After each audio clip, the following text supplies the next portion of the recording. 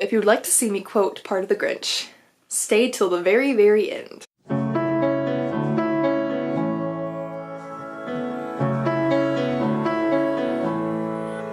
Hey guys, it's Hannah, and today I am doing my November wrap-up and December TBR, even though it is like the end of December. In fact, it is 4 days until Christmas.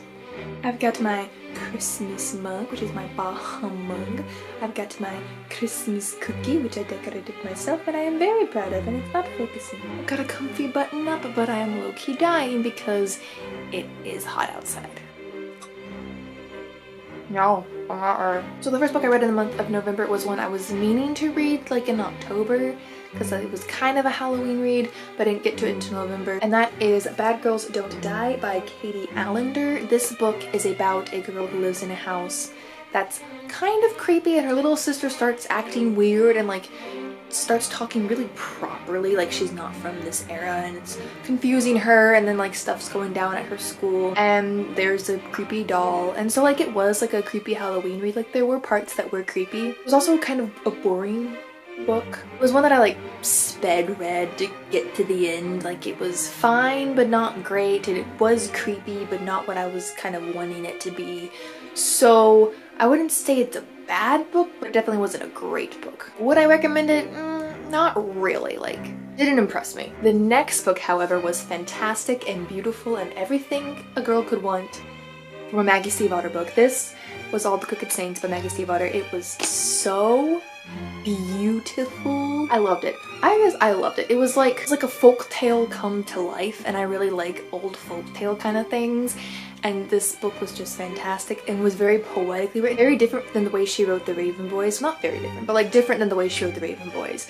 And I loved it. I loved the characters. I loved the plot. I loved the storyline. I loved the way it progressed. I loved the magical realism. Magical realism, I discovered, is something that I highly enjoy. And this book has a beautiful dose of magical realism. So if you're in the mood for that, if you're in the mood for just a fantastic book, if you're in the mood to read at all, I highly suggest this book because it is absolutely fantastic and I loved it. The next book I read was Murder at the Vicar, I don't know how to say it, but that by Agatha Christie. Now I do own this book, but I don't know where it ended up after I came home. So I'm gonna have to find that because I absolutely loved it. So freaking fantastic. This book is the first book in Agatha Christie's Miss Marple series, which if you've ever seen the old TV show Murder, She Wrote, that was based off of the Miss Marple series by Agatha Christie. I love that TV show, which is probably why I really loved this book. Now I will say I wish there had been more Miss Marple. The weird thing about it is it doesn't really follow Miss Marple as the main character. Like she's obviously the brains of the group, but like they don't follow her around finding the clues. They follow the vicar, however you want to say it, because I don't know how to say it, but him. They follow him around, which like was fine because I liked him and I liked all of his interactions, and like it was still a fantastic book, but it confused me because it's a Miss Marple mystery, but you didn't follow her around as she solved it. So I thought that was weird. Another thing that was weird is everybody kept walking through windows. Like I just don't, I want to know why. Why was everybody walking through a window? It's like she came in through the window. She left through the window. Like, do they not have doors? Also, I just want to point out that the whole mystery would have been solved a lot faster if everybody had stopped saying, oh, you know, that's just one of those silly remarks that women make. Just saying. All in all, fantastic book. Highly recommend it. Favorite Agatha Christie so far.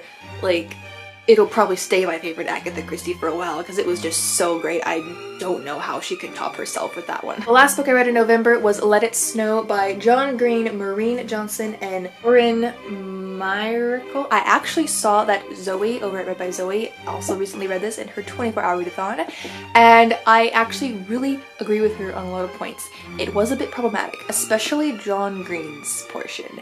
And John Green's portion was my least favorite. Like, okay, I kind of expected to like it after Turtles All the Way Down, because as y'all know, I loved Turtles All the Way Down, but I've never really been a fan of his previous works, but I was hoping maybe I had a new John Green perspective after liking one of his books a lot.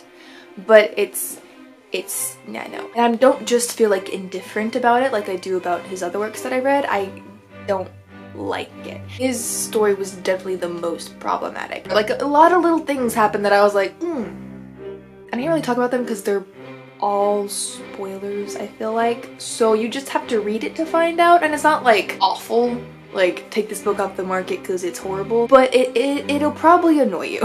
Out of the 3 stories, I think I liked the first one the best. It was a whirlwind insta-love romance, but it was pretty cute. I liked the last one, how it kind of brought stuff together. That was also cute. Didn't like the middle one. Fun thing about this is all the stories actually intertwine, so you like meet different characters in each one and then they all kind of come together at the end, which I also thought was pretty cool, and I didn't know that going into it. I think that's kind of a fun thing to know going into it. It might give you incentive to read it because it is like still a cute book, but it wasn't like a fantastic book. I liked the first and the last story enough that I think I gave it a 4 out of 5 stars because those were just like, you know, quick enjoyable reads. John Green's brought it down. I'm sorry, I know, hey, I gave him a chance. I love one of his books.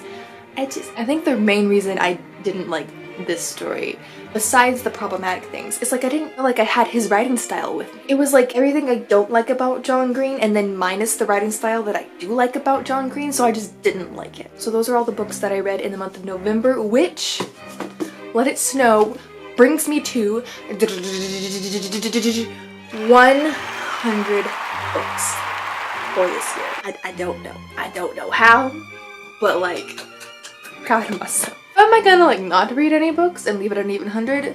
Probably not. I'll probably do one more and make it 101, like Dalmatians, but books. Actually, that's really clever. So I'm gonna read one more book this year. That's just been decided. Now, what am I planning on reading in the last few days of December?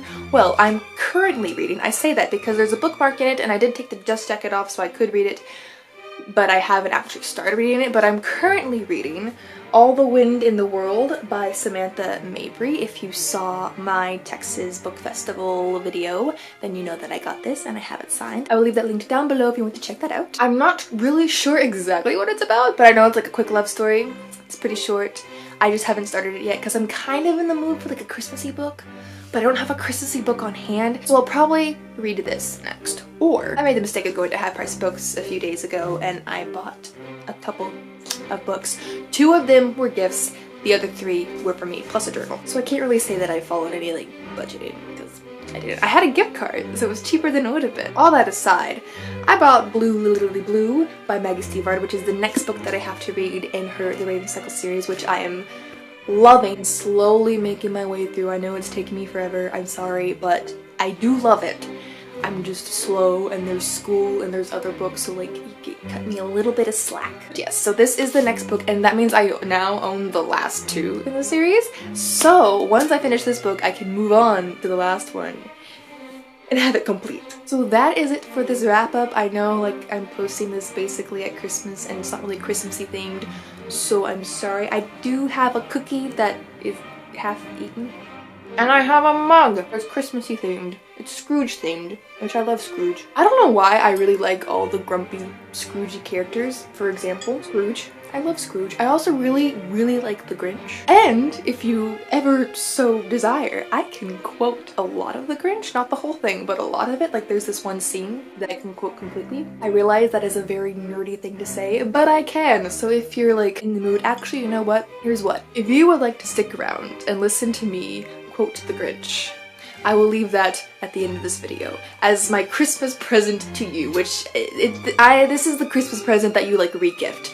I know that in advance. I'm sorry in advance, but it's what I'm gonna do to make this video Christmassy. So if you would like to see me quote part of the Grinch, stay till the very end. That being said, that's the end of this video. Comment down below how your reading year went. Also comment down below what is the one book that you want to finish before the end of the year. For me, I'm gonna say it's the wind one that I held up with a really pretty cover. I might go ahead and do like a year wrap up. There's a lot of books for me to wrap up, so I'm not gonna do the whole thing. I might try and do like a top books, but as y'all know, I have a hard time choosing favorite books, so we'll see if that can happen. Not quite sure, but something will be coming. Merry Christmas or Happy Hanukkah or Happy Kwanzaa or whatever. So that is it for this video. I hope you enjoyed it, and I will see y'all again in another one soon. Now in honor of this, let's try and make this look somewhat cute. I just look sad, but you know what? We're gonna go with it. I have on my Grinch hat. And I guess we'll just begin. I'm gonna try and do this in one take so you know that I am actually quoting this and not reading it off of something. Although I don't know why someone would lie about being able to quote the Grinch. Because, yeah. Anyway. Then he sluck to the icebox. He took the Who feast. He took the Who pudding.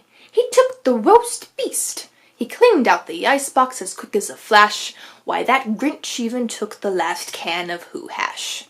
Then he stuffed all the food up the chimney with glee. And now, grinned the Grinch, I'll stop up the tree.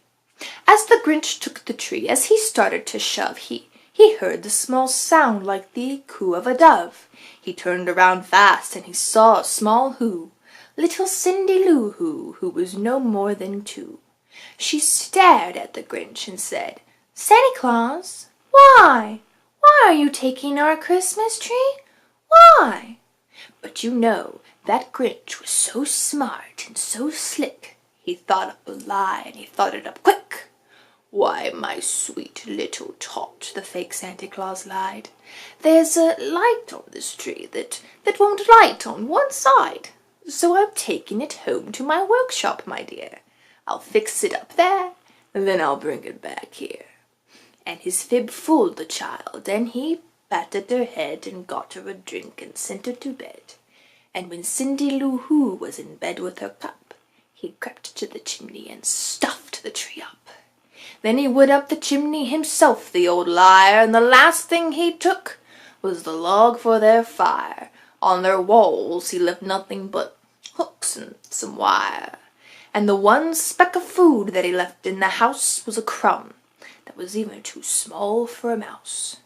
Then he did the same thing to the other Who houses, leaving crumbs much too small for the other Who mouses. And scene. And then it goes on to the, do you nauseate me, Mr. Grinch, and like the show continues on. I'm sorry, but Merry Christmas.